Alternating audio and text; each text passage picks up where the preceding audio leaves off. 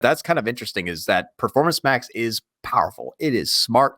It is conversion only focused. That thing rocks until it goes after the wrong audience. Right. That's the bad part, is it will hunt down the wrong people and there's nothing you can do about it. So with the feeder strategy, with standard shopping, you get two things. You get one, obviously a good streamline of high intent, good position, quality search term users who are looking to buy.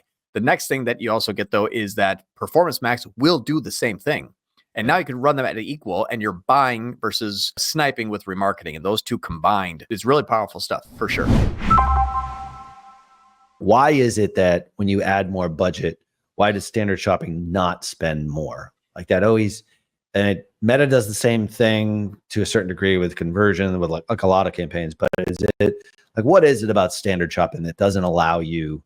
Is it just you have reached the max of the market? There's no other buyers. You have to split them up with other people. Like, what's your sense? What's the reason about why you can't scale standard shopping that well? Yeah. Yeah, because your target is going to limit what Google is going to allow you to spend versus what they want to charge you. So it's you're like, hey, I want to increase this 100%. You're like, okay, but I'm going to have to double your CPC. And you're like, yeah, but that's going to throw off your target. And then they say, okay, cool. Either increase the target or you get what you get. Right. So it's like your next level up, what they call like an upper echelon auction, which all that means is, oh, you want the better ones and more of them? Yeah, you're going to have to increase your CPC. Yeah. But that means your ROAS target has your ROAS target has to drop. So it's like you can get more, but you have to take less margin. And they're like, no, I want to have all the margin and get more. And Google just says no. They're like, no. We're not selling you that. Right. So here's first click. You shall not have those converters unless you are willing to pay thine price. Exactly. Really, that is it. It is. It's just price fixing. That's all it is. It's price fixing. There's no more auctions. 100%. So this is before October 13 and 21. And that's not a conspiracy theory, by the way. John has proved that. So, just for those of your conspiracy theory, there are people out there like it's totally true. So go ahead. You'll just see here, like Google first click in the week of 13 and 21, 2,200 new customers, 22 to 30, Google 2,600 new customers. So we even tracked first click in, Shopify app of 400 new customers in last week, and also 581 and 543. So we increased our conversion rate 0.40%. So it definitely, I can dive deeper for sure. I just got to, hop into their third-party attribution account, go into these campaigns, all the stuff that I can't share. But you can see here, it's like first click Google, it's doing better. And that's the only change that we made this last week. We kept it in isolation on purpose. So I think that that's kind of interesting, is that Performance Max is powerful. It is smart. It is conversion only focused. That thing rocks until it goes after the wrong audience. Right. That's the bad part, is it will hunt down the wrong people and there's nothing you can do about it. So with the feeder strategy, with standard shopping, you get two things. You get one, obviously a good streamline of high intent, good position, quality search term users who are looking to buy. The next thing that you also get though is that Performance Max will do the same thing. And now you can run them at an equal and you're buying versus, kind of sniping with remarketing. And those two combined, it's really powerful stuff for sure. I know we're getting probably closer to the 22-minute mark. I want to jump into some Q&A, but this feeder strategy for e-commerce, again, we're a week into it. So I don't know everything that's going to happen. I don't have all the answers. We're breaking more stuff as this goes along. I have about 9 other versions of this test live right now, but we're going to find out some really kind of kick-ass things. And so far we've tried this also on Meta and that's working well. So we got a whole bunch of more stuff for you all to kind of sink your teeth into and just, get your mind blown by all those amazing facts and knowledge bombs that we're dropping over here. But cool stuff for the first week. Not bad. It's pretty cool. This is good stuff. So you're seeing it as it actually happens. I mean, this is literally like you're merging out of the lab, hair on fire. Oh, sorry. I was sort of there like, in Back to the Future when Doc comes out of the lab, he's like this, he's got the hair, everything's like smoking. Here's what I got. Great Scott. And just for clarification, this is one product in this product portfolio of this customer you're doing this for.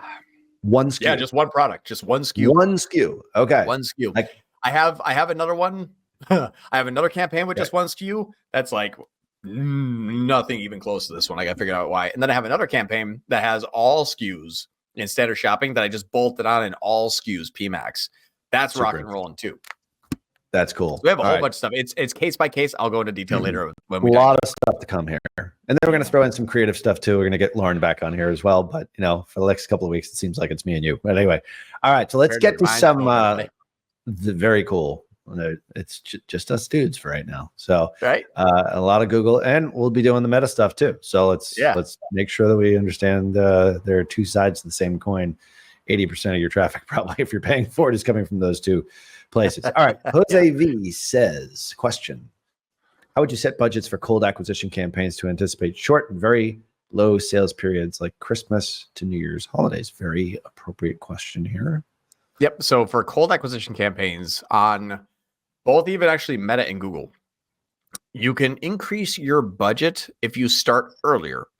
And I know that short and low sales periods are, they're like Christmas to New Year's. If you started to do marketing earlier, you can actually have a higher budget depending upon the offer. But if you're looking at like short and low sales periods of Christmas to New Year's holiday, or like, your 3 days before Black Friday, like those kind of things where it's like, it's really low. All of that is going to be only dictated by, well, what are you planning, or what did you already do before? So I can't expect to have an amazing week up to Black Friday and Cyber Monday if I went dormant, pulled back ad spend, did nothing but just wait to press the email button. Yeah, of course. I can't. If I spend $1 between that time period, it's completely wasted. I might take one person and becoming slightly interested for them to think about it. Hey, in 3 days, I'll then come back. So it's all what you're going to do before and the offer. If you're looking at Christmas, New Year's, and holidays, I would say that you want to tease them with a product or a service, depending upon your industry. I would imagine because there's short sales cycles and sale periods, you're talking about e-commerce. So I would say, like, before Christmas, a week up before Christmas, say we're going to be running a special on this product. Not all products, and not wait to see. This product is going to go on sale. So don't take your whole SKU. Hopefully you have more than one SKU, but don't take your whole SKU list and be like, don't buy anything until next week. Trust me, it's going to be great, because then you just kill your sales. But you could say either a value add or a promo on a SKU. So think about your new versus returning users and customers. If you do have a 30, 40, 50% return customer rate, sometimes you can say is refillable is going to have or a consumable is going to be on sale.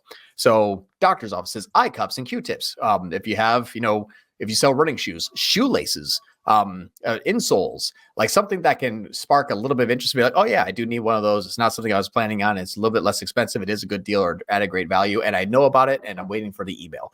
But all that has to be built in anticipation, put in people's mind with repetition, then launched. If you don't do this ad spend, might as well not run anything. Just turn it off and wait 3 days. So it really depends on what your offer is, the AOV, how many users that you have that are returning customers, and if you do have more than one SKU. But I would say build some hype on something that's not going to interrupt, but just be like, it's like a pop quiz in school. It's not going to change your whole grade, but hey, you're going to learn something today. Yeah, you're going to get a little bit more LTV there, like between those flash periods. Sale. Yeah, like flash sale kind of stuff.